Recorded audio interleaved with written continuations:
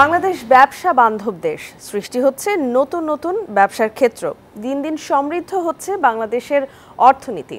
প্রিয় দর্শক, স্বাগত জানাচ্ছি বৈশাখী টেলিভিশনের নিয়মিত সাপ্তাহিক আয়োজন বিজনেস বাংলাদেশ অনুষ্ঠানে। সঙ্গে আছি আমি সুমায়া জামান। আজ বাংলাদেশে ইলেকট্রনিক্স ব্যবসার নানা সম্ভাবনার কথা জানাতে স্টুডিওতে এসেছেন সংশ্লিষ্ট বিষয়ের একজন সফল ব্যক্তিত্ব। প্রথমেই পরিচিত হই তার সাথে। আমাদের সাথে আছেন M A. Razzak Khan Raj, chairman Minister My One Group. আমাদের অনুষ্ঠানে আপনাকে স্বাগত জানাচ্ছি। আপনাকেও অনেক ধন্যবাদ আমাকে এই অনুষ্ঠানে আমন্ত্রণ করার জন্য। অনুষ্ঠান শুরুর পূর্বেই জেনে নেই আজকের অতিথির অটোবায়োগ্রাফি। শিল্পোদ্যোক্তা এম.এ. রাজ্জাক খানের জন্ম ১৯৭৭ সালের ১ জানুয়ারি চুয়াডাঙ্গা জেলার পলাশপাড়া গ্রামে। পিতা মোহাম্মদ আফজাল খান এবং মাতা হোসনে আরা বেগম। সহধর্মিনীর নাম দিলরুবা তুনু। শৈশবকাল থেকেই তিনি অত্যন্ত মেধাবী ছাত্র ছিলেন। কৈশোর জীবন থেকেই তিনি ভাবতে থাকেন কি করে দেশীয় পণ্য উৎপাদন করে দেশের চাহিদা মিটিয়ে বিশ্ববাজার জয় করা যায়। এ লক্ষ্যেই তিনি সিঙ্গাপুরের সাউথ ইস্ট বিশ্ববিদ্যালয় এবং ইনস্টিটিউট অফ টেকনিক্যাল এডুকেশন থেকে উচ্চতর ডিগ্রি অর্জন করেন। তার এমফিল ডিগ্রির শিরোনাম হচ্ছে ব্যবসায়িক নৈতিকতা ইসলামিক দৃষ্টিকোণ থেকে electronics industries, case study Minister hitech park limited. তিনি নিজেকে একজন তরুণ উদ্যোক্তা হিসেবে তৈরি করেন। মানুষের জন্য ইন্ডাস্ট্রি, ইন্ডাস্ট্রির জন্য মানুষ নয়, এই মানবিক বোধ থেকে শুরু করেন তার ব্যবসায়িক কর্মজীবন। অত্যন্ত নিষ্ঠা, একাগ্রতা, পরিশ্রমের কারণেই আজ তিনি বাংলাদেশ টেলিভিশন ম্যানুফ্যাকচারিংয়ের ভাইস চেয়ারম্যান, বাংলাদেশের চেম্বার অফ ইন্ডাস্ট্রিজের ডিরেক্টর, এশিয়ান টিভির ভাইস চেয়ারম্যান এবং মিনিস্টার মাই ওয়ান গ্রুপের সম্মানিত চেয়ারম্যান পদে দায়িত্ব পালন করছেন। দর্শক, দেখছিলাম আমাদের আজকের অতিথির অটোবায়োগ্রাফি। এবারে দেখে নেব মাই ওয়ান মিনিস্টার গ্রুপের উপর নির্মিত একটি তথ্যচিত্র। আকাশ ছোঁয়ার স্বপ্নটা মাটিতে শুয়েই দেখতে হয়, আর সেই মাটিটা নিজের দেশের হতে হয়। তখন সে আকাশের বিশালতা ছড়িয়ে যায় মাটির সীমানাকেও, আর তখন নিজের দেশটা জ্বলজ্বল করে আকাশের তারার মতো। কিন্তু একটি মানচিত্রই শুধু দেশ হয় না, দেশ হয় সে দেশের মানুষ ও তার স্বপ্ন নিয়ে। এর জন্য প্রয়োজন অনেক স্যাক্রিফাইস, অনেক পরিশ্রম, অনেক স্বপ্ন, আর সেই স্বপ্ন পূরণের অঙ্গীকার। যুদ্ধ শেষ হলেই যুদ্ধ শেষ হয় না, দেশ করার যুদ্ধটা কেবলই শুরু হয়। সবাই যখন স্রোতে গা ভাসায়, তখন কেউ কেউ স্রোতের উল্টো দিকে হাঁটে, স্বপ্ন দেখে নিজের দেশের মাটিতে গর্বে বুক ফুলিয়ে বলার মতো একটা কিছু করার। ঠিক এই রকম একটি প্রত্যয় নিয়ে মাত্র এই তো সেদিন ২০০২ সালে যাত্রা শুরু করে ছোট্ট একটি কোম্পানি, মাত্র অল্প কয়েকজন এমপ্লয়ি, কিন্তু স্বপ্নটা ছিল অনেক দূর যাওয়ার। দেশের মাটিতে এখন আমাদের দুটি বিশাল ফ্যাক্টরি।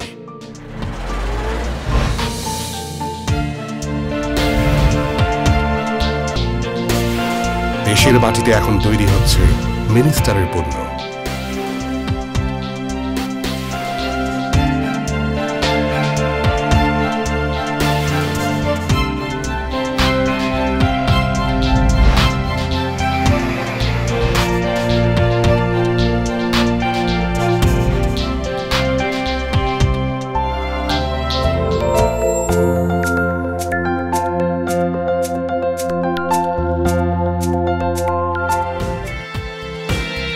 গত কয়েক বছরে আমরা অসংখ্য ইলেকট্রনিক্স পণ্য পৌঁছে দিয়েছি বাংলার ঘরে ঘরে।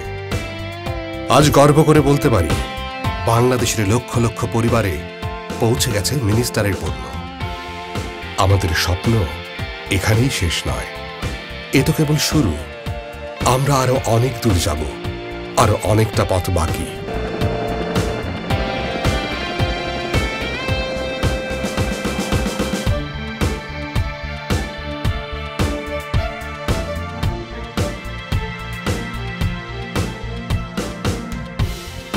স্বপ্ন দেখি একদিন বাংলাদেশের প্রতিটা ঘরে মিনিস্টারের পণ্য পৌঁছাবে।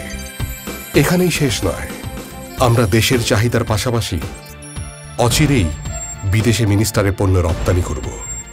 একদিন বিদেশের ঘরে ঘরে পৌঁছে যাবে মেড ইন বাংলাদেশ।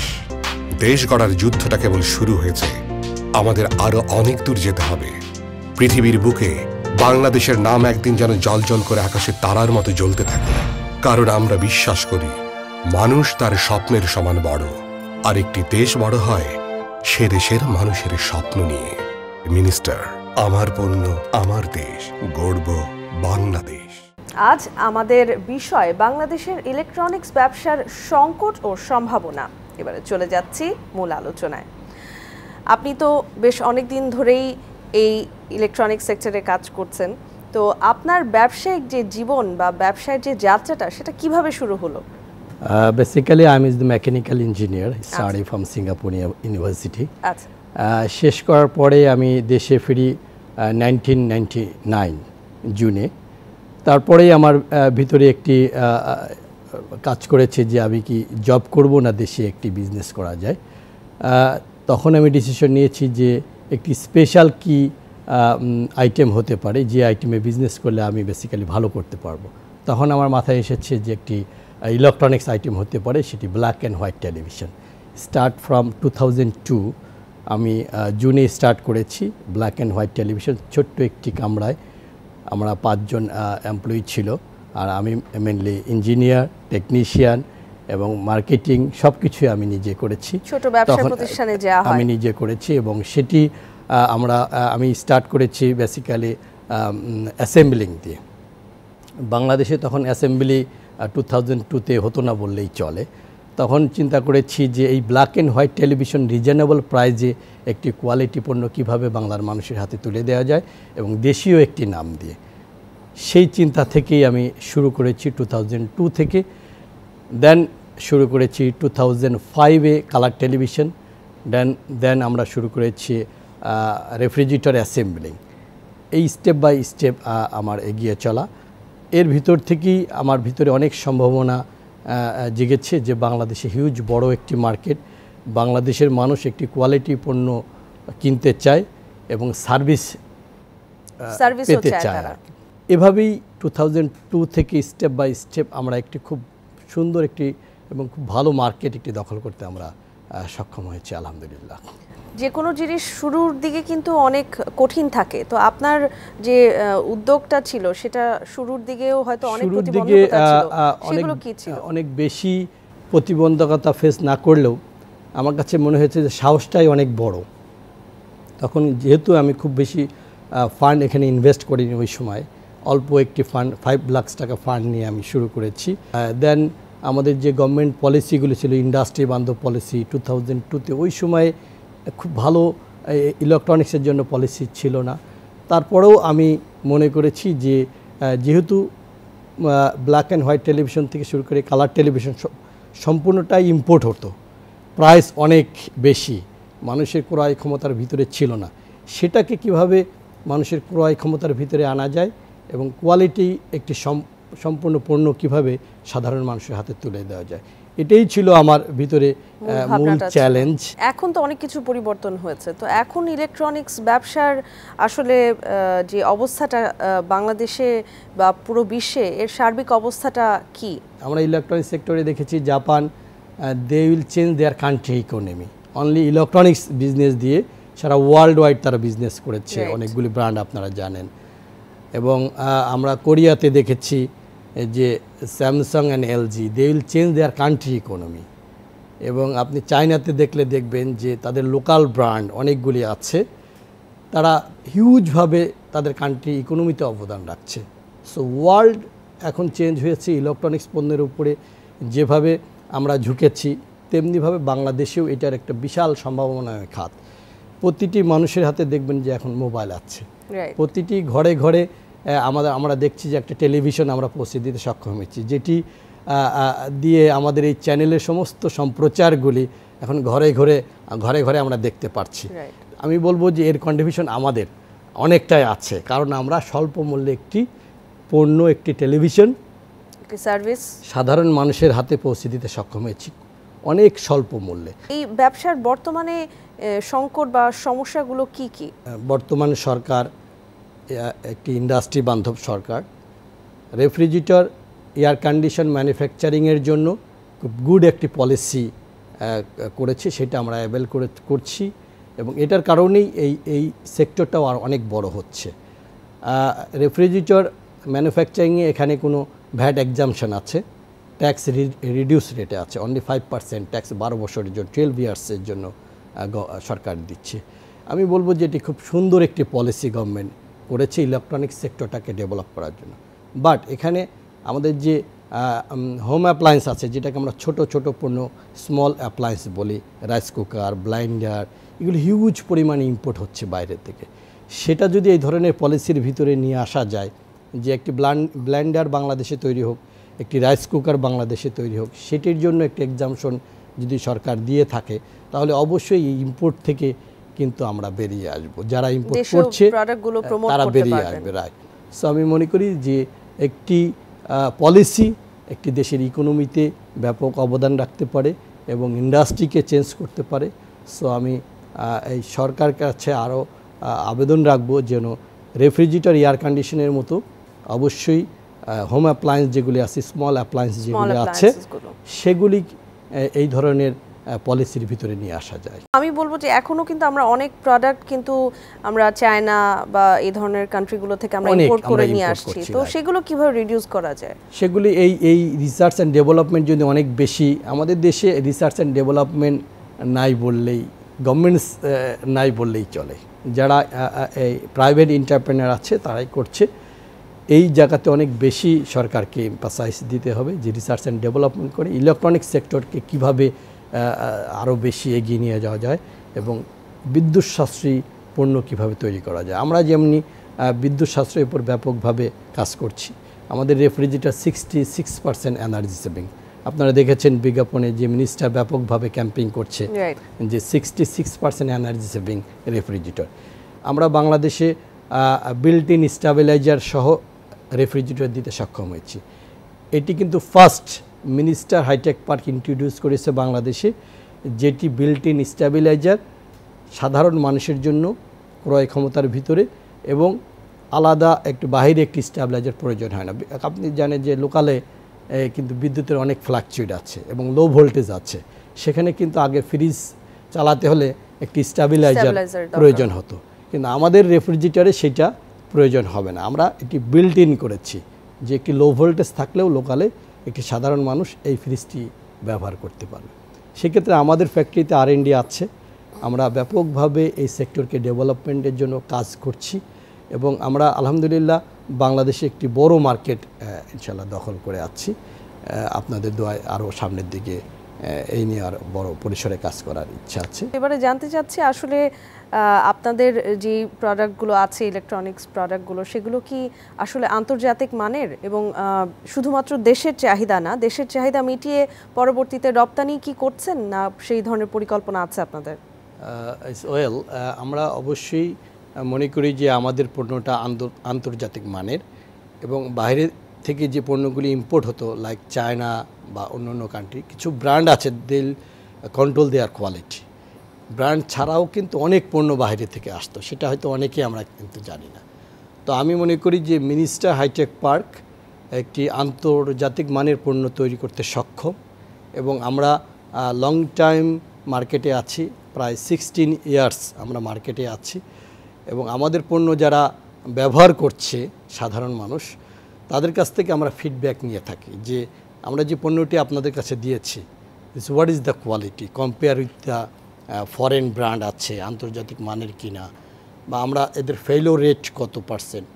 সো এখানে আমাদের ফেইলিওর রেট আমরা পেয়েছি অনলি 3%। এটাকে আমরা কাজ করছি যে এটাকে 1%-এর নিচে কিভাবে নামে নিয়ে আসা যায়। So people will satisfy to use our product because of this is very reasonable and এনভায়রনমেন্টের সাথে, ক্লাইমেটের সাথে ম্যাচ করে আমরা যে পণ্যটা তৈরি করতে সক্ষম হয়েছি, এটি আমি বলবো যে আন্তর্জাতিক মানের বলতে অবশ্যই আন্তর্জাতিক মানের। ফরেন যে ব্র্যান্ডগুলি আছে তাদের থেকে আমরা ভালো মানের প্রোডাক্ট তৈরি করতে সক্ষম, বিকজ আন্তর্জাতিক যে প্রোডাক্টগুলি ব্র্যান্ডগুলি আছে তারা কিন্তু অল ওভার ওয়ার্ল্ডকে মাথায় রেখে একটি পণ্য তৈরি করে। আর আমরা চিন্তা করছি যে আমাদের লোকালে অনেক রুট লেভেলে গিয়ে কিছু কিছু কমপ্লেন আমরা পাই, সেটাকে নিয়ে ওয়ার্ল্ড মানের যারা ব্র্যান্ড আছে তারা চিন্তা করে না। কারণ আমাদের দেশে যে ভোল্টেজ এত লোতে আসে, এটা কিন্তু অন্য দেশে সেই ভোল্টেজ কখনোই নিচে আসে না। এবং আমাদের দেশে ক্লাইমেট অনেক পরিবর্তন হয়, আমাদের 6 সিজন কান্ট্রি আমরা, সো এগুলি অনেক চেঞ্জ হয় আর কি। সেক্ষেত্রে ওয়ার্ল্ডের কোথাও কিন্তু এত ওয়েদার চেঞ্জিংয়ের নাই। তো এগুলি নিয়ে যখন আমরা কাজ করে R&D এটার উপরে এমফাসাইজ দিয়ে একটি পণ্য তৈরি করেছে, সেটা আমি মনে করব যে এইটি অবশ্যই আন্তর্জাতিক মানের এবং তাদের থেকেও ভালো পণ্য আমরা তৈরি করতে সক্ষম।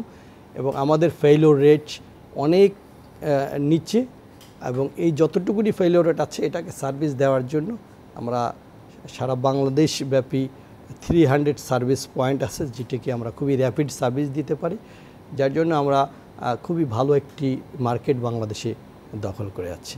আরেকটি প্রশ্ন করেছেন যে আমরা ওয়ার্ল্ড মার্কেটে এক্সপোর্ট করব কিনা, সেটা নিয়ে আমরা কাজ করছি কিনা। এটা অবশ্যই আমরা এটা নিয়ে ব্যাপকভাবে কাজ করছি। আপনারা দেখেছেন যে আমরা 29 সেপ্টেম্বর 30 সাল ময়মনসিংহে একটি বিশাল ফ্যাক্টরি আমরা উদ্বোধন করেছি। সেখানে মাননীয় মন্ত্রী তোফায়েল আহমেদ উপস্থিত ছিলেন, বাণিজ্য মন্ত্রী, এবং সারা বাংলাদেশের থেকে আমাদের ডিলার এসেছিলেন এবং ওয়ার্ল্ড থেকে পিপল এসেছিলেন। 35 পিপল এসেছিলেন ফরেন, যারা ইটালিয়ান ছিলেন, জার্মানি ছিলেন, চাইনিজ, কোরিয়া, সবাই ছিলেন সেখানে।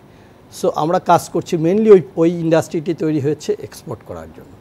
আপনারা দেখেছেন যে আমরা ক্রিকেটে স্পন্সর করেছি, যেটি হচ্ছে ওয়েস্ট ইন্ডিজ বাংলাদেশ খেলা হয়েছে আমেরিকাতে, সেখানে কিন্তু আমাদের স্পন্সর ছিল। সেখানেও আমরা কাজ করছি কীভাবে আমেরিকাতে এক্সপোর্ট করা যায়। আমরা স্পন্সর করছি অস্ট্রেলিয়াতে, অস্ট্রেলিয়ার মার্কেট নিয়ে আমরা কাজ করছি কীভাবে অস্ট্রেলিয়াতে এক্সপোর্ট করা যায়। আমরা সাউথ আফ্রিকাতে ক্যাম্পিং ওখানে স্পন্সর করেছি যে ওই মার্কেটটা কীভাবে দখল করা যায়। আমরা আয়ারল্যান্ডে করেছি, আয়ারল্যান্ডের সাথেও আমরা কথা চলছে, মিডল ইস্টে, তো সব জায়গায় আমরা কাজ করছি। যে আমি আশা করি খুবই দ্রুত সময়ের ভিতরে আমরা এই বড় বড় কান্ট্রিতে আমরা আশা করছি আপনারা বাংলাদেশের জন্য সুনাম বয়ে আনবেন। এবারে জানতে চাই, আসলে আপনাদের পণ্য কি সাধারণ মানুষের ক্রয় ক্ষমতার নাগালে? অবশ্যই আমাদের পণ্য সাধারণ মানুষ ক্রয় ক্ষমতার নাগালে, কারণ আমরা রিজনেবল প্রাইসে, আমাদের মিশনটাই যে আমরা দেশীয় ম্যানুফ্যাকচারিং করব এবং দেশীয় মানুষের জন্য একটি কোয়ালিটি, এনার্জি সেভিং এবং রিজনেবল প্রাইস, এই তিনটিকে সমন্বয় করে এবং বেস্ট সার্ভিস, এগুলিকে সমন্বয় করেই কিন্তু আমরা আমাদের মিশনটাকে সামনের দিকে এগিয়ে নিয়েছি। এবং আমি মনে করি যে আমি সাকসেস, কারণ বাংলাদেশের প্রতিটি গ্রামে আমাদের এখন অবস্থান আছে, প্রতিটি ইউনিয়নে আমাদের একটি ডিলার আছে, সেখান থেকে আমাদের এই পণ্যগুলি আমরা ছড়িয়ে দিতে সক্ষম হচ্ছি এবং ডে বাই ডে আমাদের চাহিদা বাড়ছে। এই কারণে শেষ প্রশ্নটা করতে চাই, সেটা হচ্ছে আপনাদের ভবিষ্যৎ পরিকল্পনা এবং নতুন যারা এই সেক্টরে আসতে চায় উদ্যোক্তা হিসেবে তাদের জন্য আপনার পরামর্শ কি থাকবে? অবশ্যই নতুন আমরা স্টেপ বাই স্টেপ একটি করে পণ্য বাড়াচ্ছি।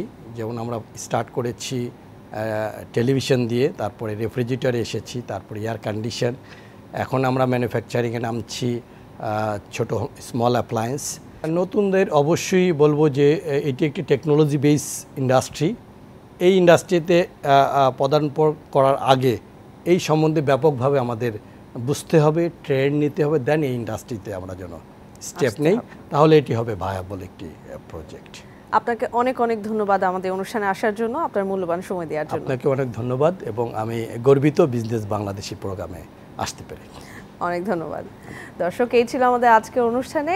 আগামী সপ্তাহে নতুন কোনো অতিথি এবং নতুন কোনো বিষয় নিয়ে আবারও চলে আসবো আপনাদের সামনে। সে পর্যন্ত সবাই ভালো থাকুন আর আমাদের সাথেই থাকুন। ধন্যবাদ সবাইকে।